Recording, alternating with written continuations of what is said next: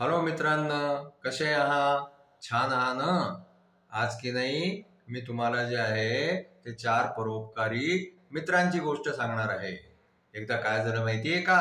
एका जंगलामध्ये 4 मित्र होते. त्याच्यापैकी एक होता हरिण, दुसरा होता उंदीर, तिसरा होता कावळा आणि चौथा होता कासव. असे हे चौघही खूप बरोबर राहायचे, खायचे, प्यायचे, मजा करायचे, खेळायचे. असे 4ही मित्र जे आहे ते जंगलामध्ये बरोबर राहायचे. आता एक दिवस काय झालं माहितीये का? हरिण एक दिवस आलाच नाही. आता हे तिघही मित्र जे आहे हे चिंता करायला लागले की आज हरिण कुठे राहून गेला, हरिण का नाही आला. मग काय झालं माहितीये का? तो कावळा होता ना, तो आकाशामध्ये उंच उडाला आणि त्यांनी चारीकडे जंगलामध्ये पाहायचा प्रयत्न केला की हरिण कुठे दिसतोय का. आता काय झालं की कावळ्याला दिसलं की एका ठिकाणी हरिण जो आहे तो उभा होता. त्याला इकडे तिकडे हलता नव्हतं येत, म्हणून कावळा थोडासा खालती गेला आणि त्यांनी लक्ष देऊन पाहिलं. तर त्यांनी पाहिलं की तो हरिण जो आहे ना, तो एका शिकाऱ्याच्या जाळ्यामध्ये फसलेला होता आणि त्याला कुठेच जाता येत नव्हतं.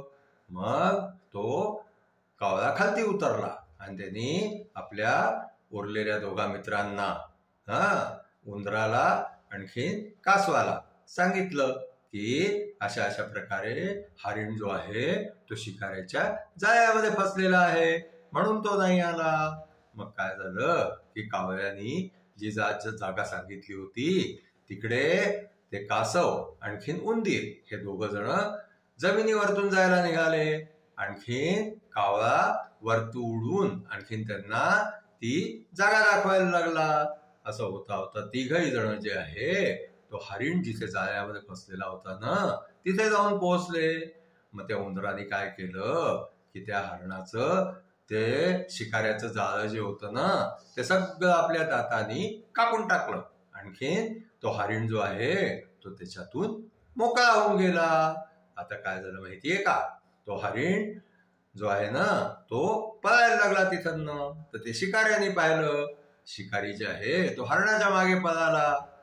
हरणाच्या मागे पळता त्यांनी पाहिलं की अरे एक कासव पडलेलं आहे इथे. त्यांनी त्या कासवाला उचललं, आणखीन हरणाकडे लक्ष देणं बंद करून दिलं. मग काय झालं की तो शिकारी कासवाला घेऊन आणखीन नदी काठाकडे जायला लागला. तर त्यांनी पाहिलं की नदीच्या काठावरती ते हरिण पडलेलं आहे. आता शिकाऱ्याचं लक्ष परत हरणाकडे गेलं आणि त्यांनी जे आहे ते कासवाला जमिनीवरती सोडलं. आणखीन तो हरिण पकडायला गेला. आता काय झालं की तेवढ्यामध्ये तो कावळा जोराने ओरडला. ते कावळ्याचं ओरडणं ऐकून जे आहे ना ते हरिण तिथं उठलं, आणखीन ते जोराने पळायला लागलं.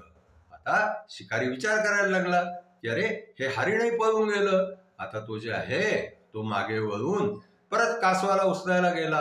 पाहिलं तर कासवही जे आहे ते त्याला दिसेना.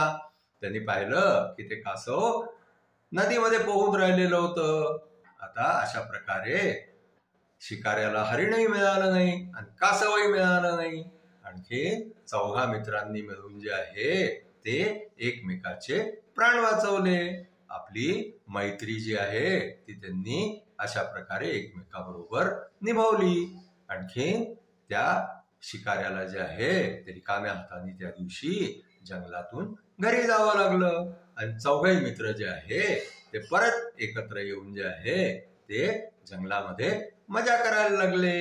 अशा प्रकारे एकमेकाला जर माणसाने मदत केली ना तर कोणीच आपल्याला त्रास देऊ शकत नाही. कोणीच आपल्याला जे आहे ते कोणत्याही प्रकारची इजा पोहोचवू शकत नाही. आजची आपली गोष्ट इथेच संपली.